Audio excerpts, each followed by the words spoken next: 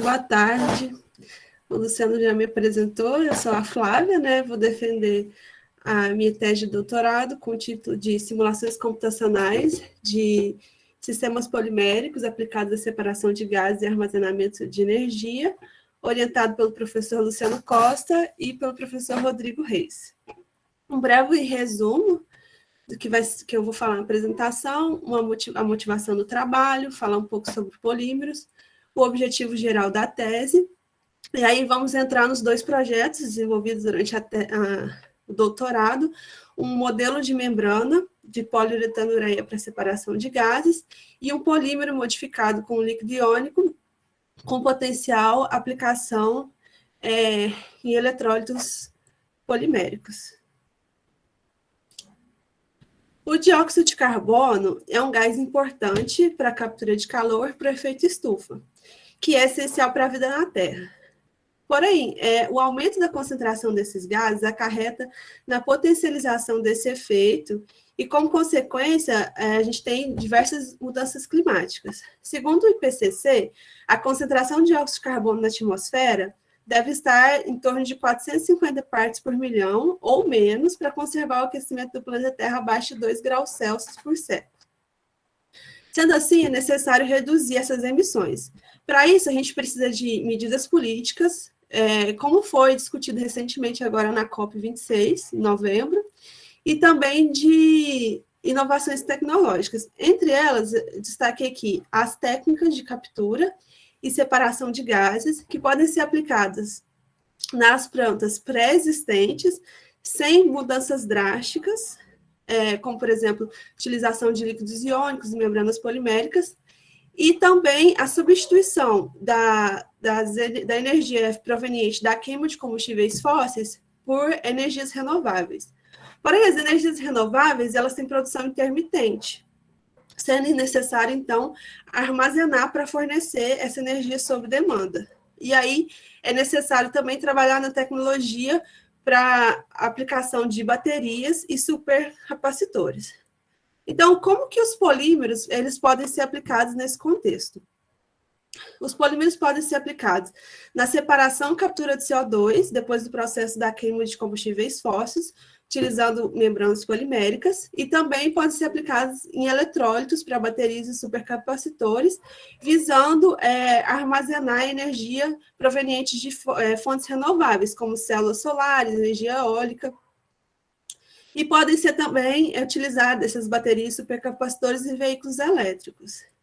Então, visando a aplicação dos polímeros, a gente pode elucidar algumas propriedades de interesse. No caso da permeação de gases, a gente tem como propriedade de interesse a mobilidade segmental, para que a matriz polimérica possa ter uma distribuição e um relaxamento do volume livre para que esses gases possam difundir. Resistência à plastificação, que é um fenômeno que está diretamente ligado à durabilidade da membrana, e resistência mecânica. Já no caso dos eletrólitos, nós podemos elucidar a fração, precisa ter uma fração de volume livre elevada para que esse polímero possa absorver uma grande quantidade do gás, do líquido de interesse, um baixo grau de cristalidade para que os íons possam difundir com facilidade na matriz polimérica, resistência térmica e mecânica e alta polaridade. Entre as vantagens de usar polímeros para esse tipo de aplicação, a gente tem a possibilidade de inúmeras combinações monoméricas, criação de blendas e outras alterações que podem funcionalizar o material. Porém, ainda existem muitos desafios nessa ciência de polímeros, porque ela é relativamente nova. Em 2020, foi completado um marco que cientistas consideram 100 anos que surgiu a ciência de polímeros. Entre esses desafios, a gente tem entender a relação da estrutura-propriedade dessas macromoléculas no desempenho dos polímeros e de suas misturas para as aplicações desejadas. E para entender essa relação da estrutura com a aplicação, a gente tem a simulação molecular como uma ferramenta que vai nos dar um olhar atomístico. Então, a gente vai entender, do ponto de vista atomístico, quais são os fatores que alteram as propriedades para as aplicações de interesse. Porém, a gente ainda tem desafios quando a gente fala para simular polímeros. Primeiro, por se tratar de macromoléculas, então a gente está trabalhando com muitas variáveis, muitos átomos. Além disso, a gente tem limitações por se tratar de um sistema de relaxamento lento e o sistema não ergódico. Além disso, ainda existe na literatura uma escassez de campos de força disponíveis e transferíveis para a gente aplicar nesses sistemas poliméricos. Sendo assim, o objetivo geral da tese é o estudo da simulação e modelagem de polímeros, potenciais candidatos para aplicação em sistemas de tecnologia limpa, captura e separação de gases e armazenamento de energia. Agora a gente vai passar para falar mais especificamente dos projetos, iniciando, então, falando do projeto de uma membrana de poliuretano-ureia, visando a aplicação da separação de gases. Esse projeto recebeu o título de Análise Atomística das estruturas formadas pela sorção de fusão de dióxido de carbono e metano na matriz de poliuretano-ureia por simulações de dinâmica molecular. Falando um pouco da técnica utilizada, a dinâmica molecular é uma técnica que avalia a evolução temporal de um sistema de partículas que representam átomos ou um conjunto de átomos, no qual a força resultante de cada partícula é dada pelo negativo da derivada do modelo potencial em relação à posição.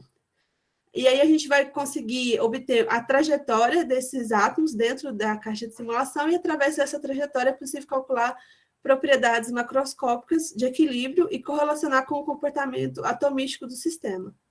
Nós utilizamos o software GROMACS em todas as simulações, e para obter as configurações iniciais, nós utilizamos o PECMOL, que é um software desenvolvido por um grupo de pesquisa na Unicamp. Então, para representar o nosso sistema, a gente precisa de um modelo potencial.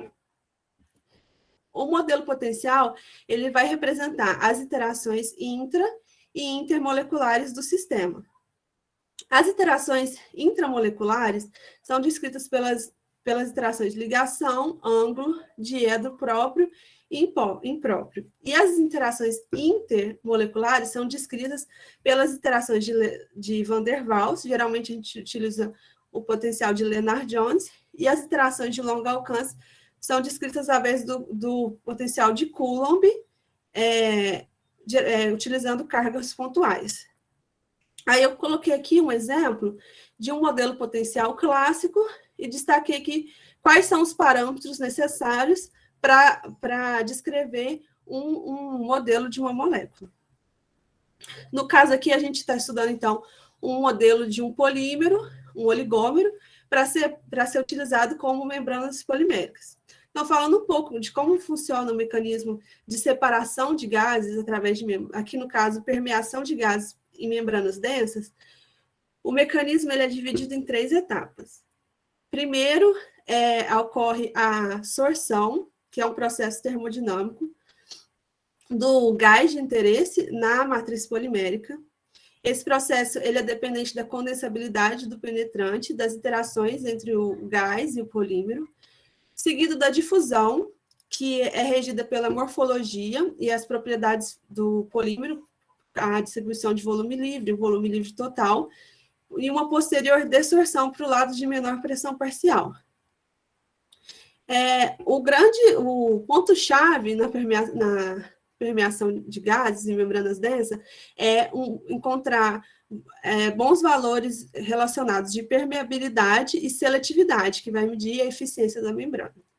Nós estudamos nesse projeto um modelo de membrana de uma poliuretano-ureia, que poliuretano-ureia é uma família de polímeros, são copolímeros em blocos, que são formados por segmentos rígidos e segmentos flexíveis. Devido à diferença de polaridade entre esses dois segmentos pode acontecer o que a gente chama de microseparação de fases. E a microseparação de fases, ela afeta diretamente as propriedades de separação das membranas.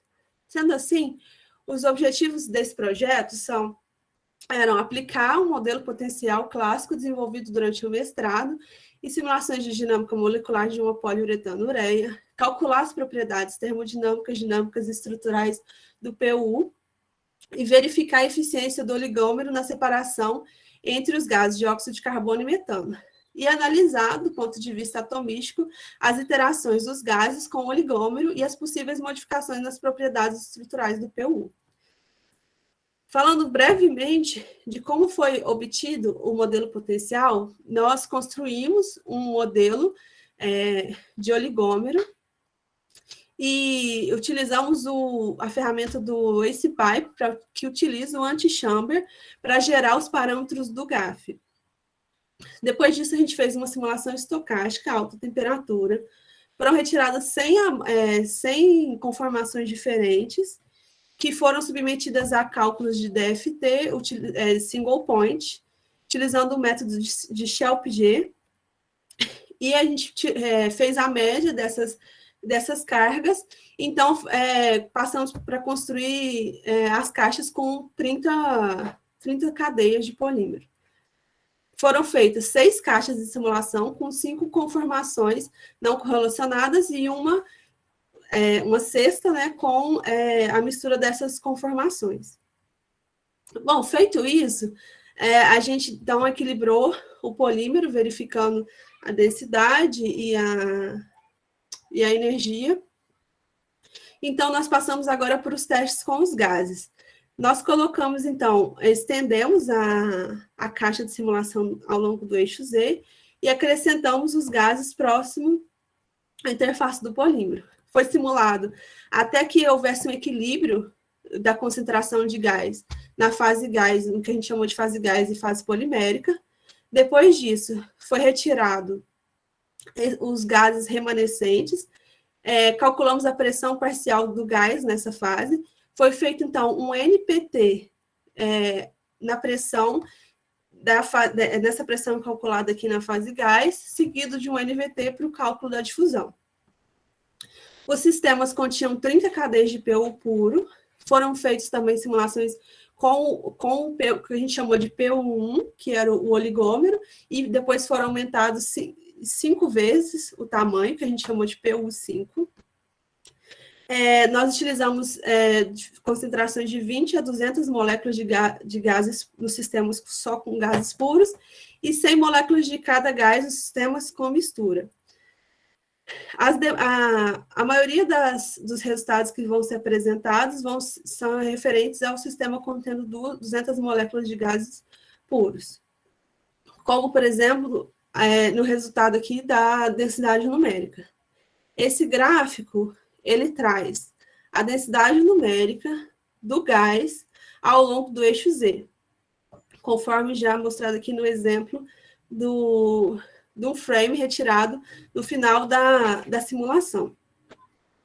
A gente observa que tem uma maior probabilidade de a gente encontrar o CO2 na interface com o polímero, e tem uma maior probabilidade de encontrar o CO2 em comparação com o metano.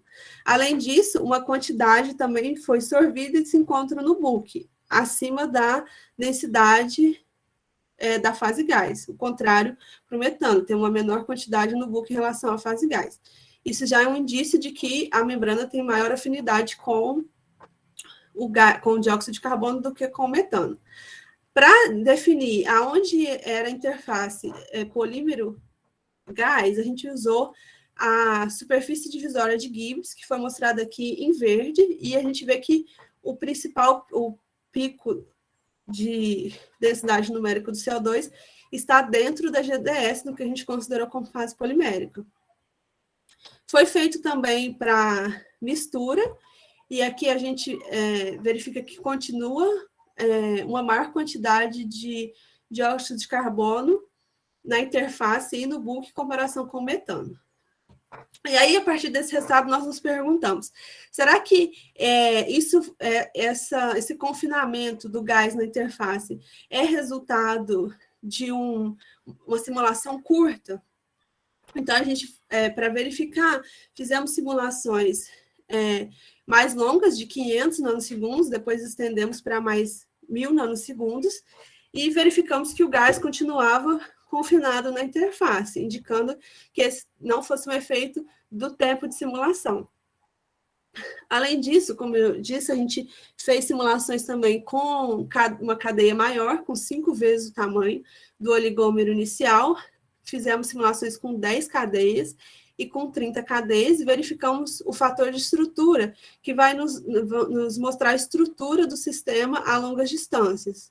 E a gente verifica que não houve alterações significativas, mesmo para o sistema com a cadeia maior.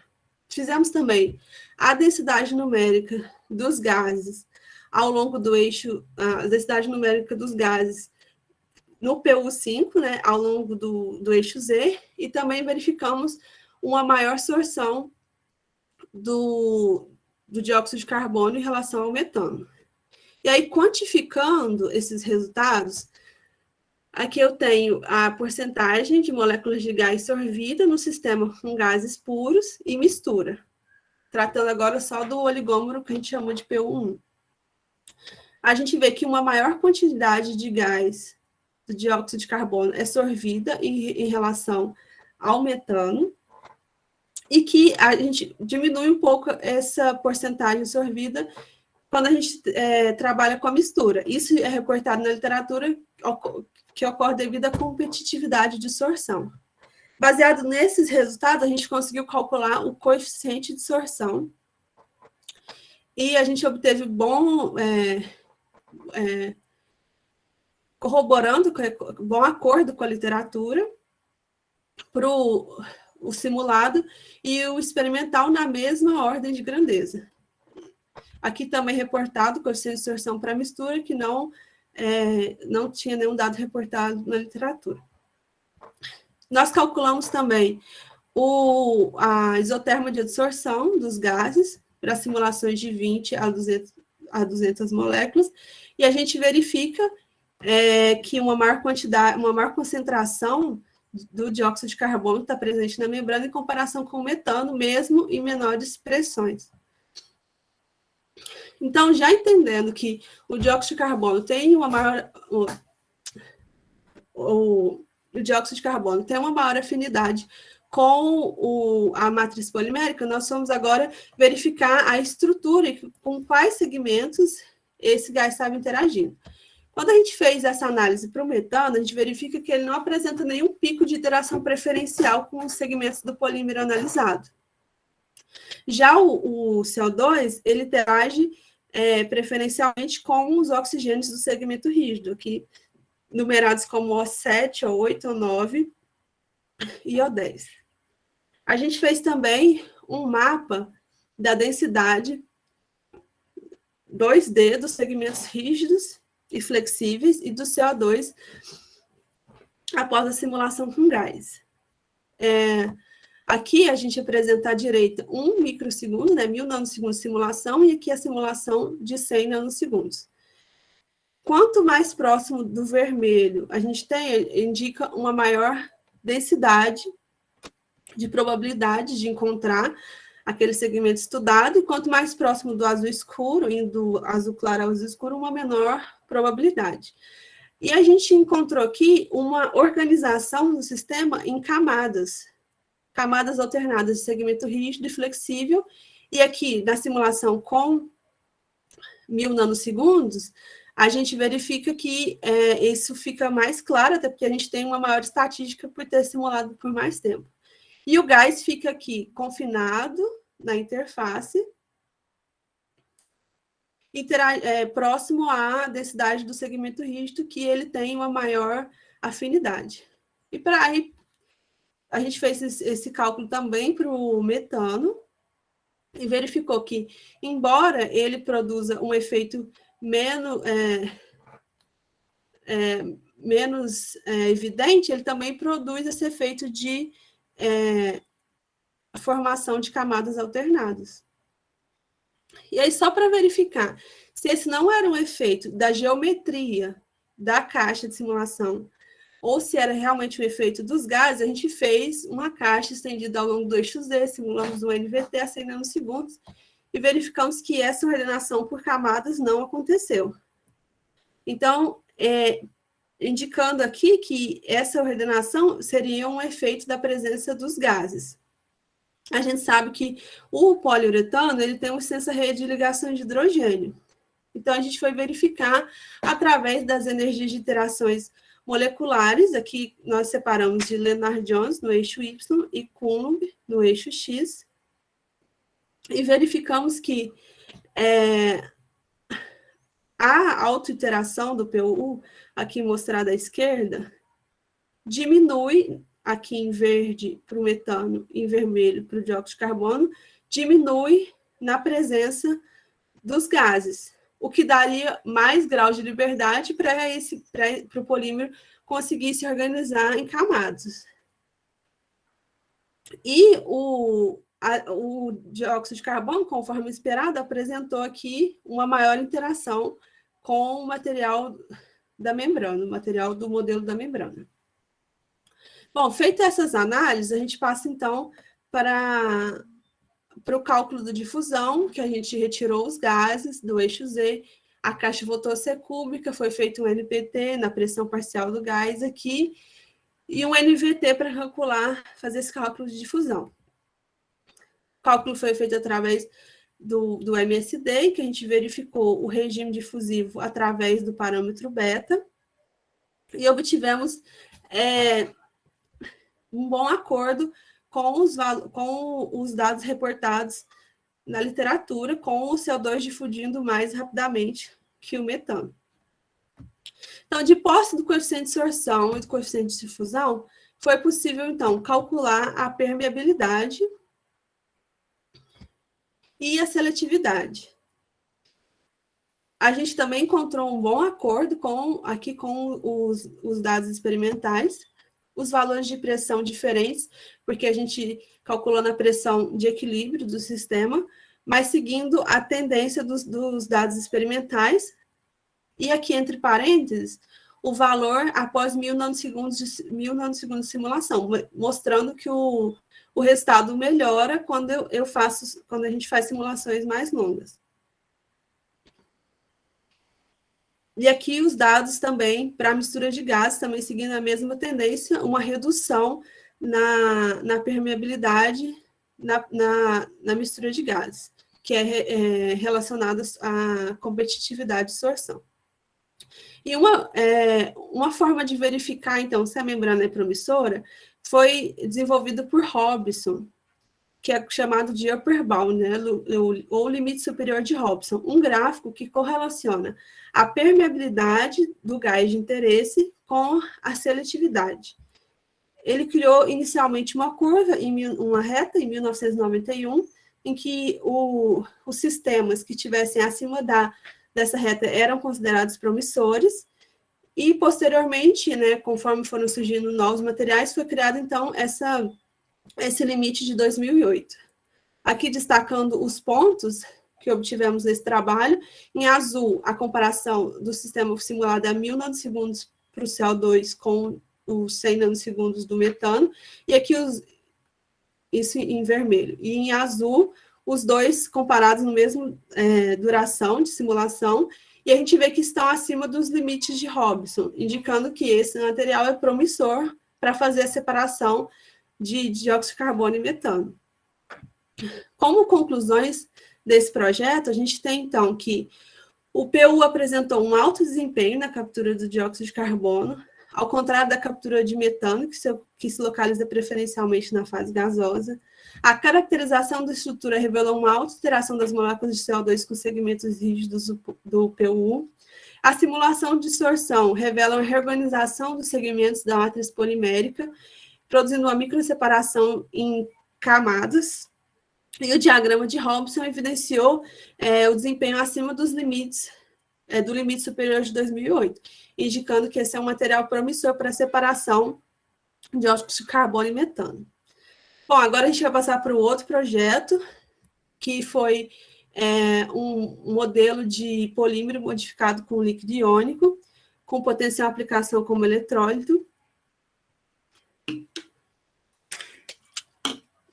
e recebeu o título de Interações polímero-íon e um eletrólito de polímero líquido iônico baseado no polifluoreto de vilideno, o PVDF. A ideia desse projeto surgiu quando o professor Rodrigo Laval, da UFMG, procurou o nosso grupo de pesquisa para entender melhor como funcionava a estrutura de um eletrólito que ele tinha resultados experimentais para ser aplicado em um supercapacitor. Esse trabalho do professor Rodrigo foi o primeiro trabalho dessa combinação de PVDF com o EMIN FSI, e até então não tinha nenhum trabalho teórico na área que pudesse auxiliar ele a entender essa relação atomística do sistema com os resultados que ele estava vendo no laboratório. Bom, aí então falando um pouco sobre os supercapacitores, os capacitores convencionais, eles consistem em dois condutores elétricos, os eletrodos, separados por uma dada distância. E aí pode conter ou não um material isolante entre eles. Já os supercapacitores, eles são de possíveis que são capazes de fornecer maiores valores de capacitância e densidade de energia que os capacitores convencionais. E aí eles podem ser utilizados como fonte de armazenamento de energia. Porém, eles ainda armazenam uma densidade de energia menor do que as baterias, o que é uma barreira na substituição, apesar de apresentarem uma maior densidade, uma densidade de potência superior. Então, uma forma de aumentar a performance desses supercapacitores é a seleção de materiais para eletrodos e eletrólitos. Eletrólitos, esses também podem ser aplicados em baterias.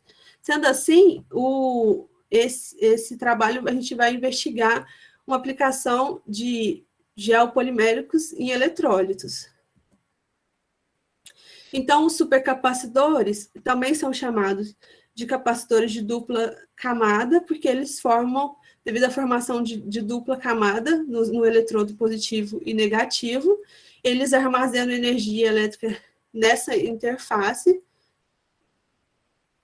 E já utilizou-se eletrólitos líquidos para essa aplicação e apresentando altos valores de condutividade. Porém, os eletrólitos líquidos, eles apresentam problema de segurança, como vazamento, inflamabilidade e toxicidade.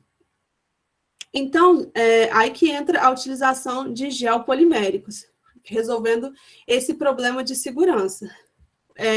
Também conhecidos como ionogel, eles são preparados através da adição de líquido iônico a uma matriz polimérica e apresentam altas janelas de estabilidade eletroquímica. No caso aqui, nós utilizamos o polímero polifluoreto de vinilideno, que é um polímero cristalino com baixa temperatura de transição vítrea, tem alta resistência térmica e química, boas propriedades mecânicas, alta porosidade e permite uma alta retenção de eletrólito líquido. Sendo assim, o objetivo desse projeto é estudar os sistemas poliméricos de polifluoreto de vilideno com diferentes concentrações de líquido iônico através de simulações de dinâmica molecular, calcular a condutividade, confrontar com dados experimentais, correlacionar com a estrutura do sistema, entender do ponto de vista da dinâmica molecular as modificações que o líquido iônico causa na estrutura e dinâmica do polímero, e investigar os mecanismos de transporte dos íons nos sistemas propostos e avaliar a possível aplicação desses sistemas como eletrólitos poliméricos do tipo ionogel. Então, como já disse, o sistema estudado foi o PVDF, junto com o líquido iônico 1-etil, 3-metilimidazóleo, bis, fluorosulfonil imida, o EMIN FSI. Os sistemas foram construídos com 50 cadeias de PVDF, 250 pares de líquido iônico, no caso do puro, composições massa-massa variando de 40% a 75% de líquido iônico a temperatura de 378 Kelvin. O campo de força utilizado para o POVDF foi esse desenvolvido por Biltner e Smith. Inicialmente, nós reproduzimos esse resultado, na época foi feito pelo aluno Rodrigo, que foi orientado por mim com a supervisão do Luciano, e ele reproduziu esse resultado aqui de Biltner, que consegue reproduzir a tendência de densidade em diferentes temperaturas reportada por Nakagawa e Ishii.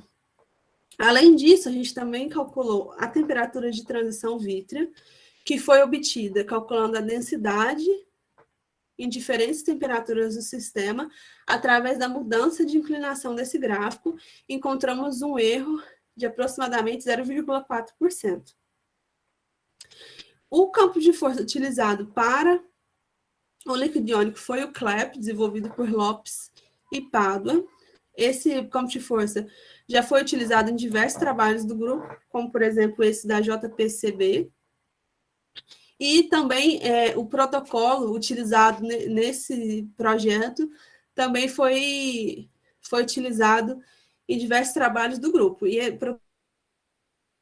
otimização, utilizando o Steepest Density, um NVT estocástico a 703 Kelvin durante 500 picosegundos, seguido de um anile com uma taxa de resfriamento constante, e aí sim, um NPT de equilibração, seguido de um NVT de produção de 100 nanosegundos. Nós calculamos, então, a densidade dos sistemas em cada ponto, confrontamos aqui o resultado do líquido iônico puro com dados da literatura, não encontramos na mesma temperatura, mas encontramos nosso resultado dentro da faixa de temperatura reportado. Para verificar se o polímero era miscível do líquido iônico, nós calculamos o fator de estrutura, como eu disse, que verifica a ordem do sistema a longas distâncias. Aqui em verde a gente verifica o polímero puro, e à medida que a gente vai adicionando o líquido iônico, de 40% em laranja até 75% em azul, a gente vê a diminuição da intensidade desse pico, indicando a perda de ordem a longas distâncias e que o polímero é miscível no líquido iônico. Também fizemos a análise dessas propriedades que são importantes quando a gente fala de polímeros, que são o raio de giro e a distância cabeça-cauda. O raio de giro continua flutuando em torno de uma média, enquanto a distância cabeça-cauda aumenta, indicando que o polímero está menos enovelado na presença de líquido iônico. Bom, verificado isso, nós vamos fazer a análise, então, das propriedades estruturais, e apresentando aqui, então, as principais funções de distribuição radial obtidas. Nós observamos que o cátion EMIN interage com o PVDF através do flúor, o hidrogênio do EMIN apresenta um pico de interação com o flúor do PVDF, enquanto que o ânion interage com o PVDF através do hidrogênio do PVDF, interagindo com o oxigênio do ânion. E aí, para verificar também essa interação entre o cátion e o ânion, a gente fez essa RDF e verificou que a principal pico de interação é entre o hidrogênio do cátion com o oxigênio do ânion. Baseado nisso, foi possível, então, construir um esquema das camadas de solvatação do cátion e do ânion, em que nós propusemos, então, que teria, então, um cátion interagindo com o flúor, que estaria interagindo com o ânion ao lado, que também está interagindo com o hidrogênio do PVDF, formando, então, camadas alternadas de solvatação. Para confirmar isso, fizemos a função de distribuição espacial das espécies iônicas em torno do PVDF, Tomamos como referência esse CF2 aqui, que foi colocado em verde, e a gente verifica exatamente isso, uma nuvem do cátion em azul aqui, em torno do flúor, enquanto o ânion interagindo aqui com os hidrogênios do PVDF. E aí, mudando o valor da superfície, a gente consegue enxergar essas camadas de solvatação alternadas de cátion e ânion. E isso a gente enxerga para todos os sistemas, de 40% a 75%, logicamente mudando aqui a densidade, né, porque aqui a gente tem mais líquido iônico, e as camadas de solvatação alternadas também presentes em todos os sistemas. E aí, então, já entendendo um pouco da estrutura do sistema, passando para a dinâmica, nós calculamos a difusão do cátion e do ânion nos sistemas com PVDF e também puro. E, surpreendentemente, nós encontramos aqui a difusão dos íons maior, na menor concentração de líquido iônico, maior, inclusive, do que o líquido iônico puro. E difundindo juntos, né, encontrando valores semelhantes de difusão para o cátion e para o ânion. Aí nós pensamos que poderia ser devido ao movimento acoplado com os sítios de interação. E fizemos também o cálculo da difusão desses sítios, do flúor, do PVDF e do hidrogênio. E verificamos que a difusão, né, a mobilidade desses sítios, ela era reduzida à medida que a gente adicionava líquido iônico. Aqui eu tenho PVDF puro, à medida que eu adiciono líquido iônico, acontece uma redução dessa mobilidade do polímero. Com esse resultado de difusão, a gente conseguiu calcular, então, a condutividade, que foi calculada pelo método de Nernst-Einstein, e também foi calculada pelo método de Einstein-Helfman. Esse resultado seguiu a tendência dos valores experimentais. Porém, aqui experimentalmente, a gente tem que acontece uma brusca diminuição da condutividade à medida que a gente, quando a gente mistura o líquido iônico com o polímero. E esse era um dos questionamentos do grupo experimental. E aí, como a gente já vendo lá, naquele gráfico de difusão, que a mobilidade reduzia, a gente resolveu calcular a temperatura de transição vítrea de todos os sistemas, que ela vai nos dar um indicativo melhor dessa mobilidade segmental do polímero. E a gente reportado aqui que a temperatura de transição vítrea aumenta com a adição de líquido iônico, ou a adição de líquido iônico aumenta, fazendo com que o polímero ficasse mais rígido, que é o contrário do efeito que era esperado inicialmente, que o polímero fosse plasticizado, que é um termo que a gente usa quando o polímero interage com o líquido iônico, ele aumenta o volume livre e ganha mais mobilidade segmental. Então, aqui a gente encontra um caso da forma cruzada, em que o polímero interagindo, pontos de ligação cruzada, né, físicas, em que o polímero interagindo com o líquido iônico, ele fica mais rígido e ele perde mobilidade segmental, o que explica por que mesmo aumentando o número de carregadores de carga, né, o número de íons, colocando aqui 75% de líquido iônico, a gente tem uma redução na condutividade do sistema. E aí, para finalizar, nós fizemos, então, a caracterização do transporte dos íons. Esse gráfico aqui, a gente apresenta as cadeias de PVDF. Nós tínhamos, então, 50 cadeias de PVDF. Cada cadeia de PVDF recebeu um índice de 1 a 50. Foi selecionado um íon aleatoriamente e rastreado as interações dele dentro do raio determinado pela RDF, em torno de 0,3. Então, toda vez que aparecia uma interação em torno de 0,3, a gente construía um ponto aqui para a cadeia analisada. De forma que, quando eu tenho uma linha contínua, eu estou enxergando uma interação intracadeia. Quando temos uma linha interrompida, eu tenho um salto intercadeia. Então, intracadeia, o líquido iônico está difundindo entre sítios da mesma cadeia, e intercadeia, interrupção da linha, eu tenho que o líquido iônico saltando de uma cadeia, interagindo de uma cadeia para outra.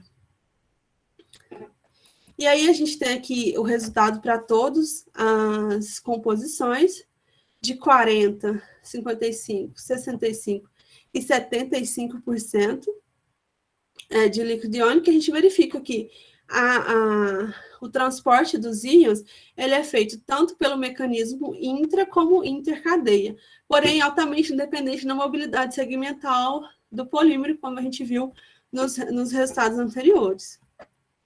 Então, como conclusão desse projeto, a gente tem que a análise estrutural dos eletrólitos mostrou que a interação do polímero com os íons ocorre por sítios específicos, formando as camadas alternadas de cátion e ânion. O fator de estrutura mostrou que o líquido iônico é miscível na matriz polimérica. As simulações de dinâmica reproduziram as tendências dos valores de condutividade, e o mecanismo de transporte de íons é dependente da mobilidade segmental do polímero. Como sugestão de próximas etapas, a gente tem verificar a eficiência do modelo na separação do dióxido de carbono, do modelo de poliuretanoreia, na separação do dióxido de carbono na presença de água e outros gases. Uma investigação sistemática desse modelo, variando unidade de repetições, tamanho dos blocos de segmento rígido e flexível, o extensor de cadeia. Aplicar a metodologia utilizada para otimizar o campo de força do PU em outros modelos de polímero e também em unidades monoméricas, e criar um banco de dados de parâmetros para polímeros, e realizar simulações do líquido iônico estudado aqui, MIFSI, com o copolímero PVDF-HFP, e verificar o potencial aplicação como eletrólito.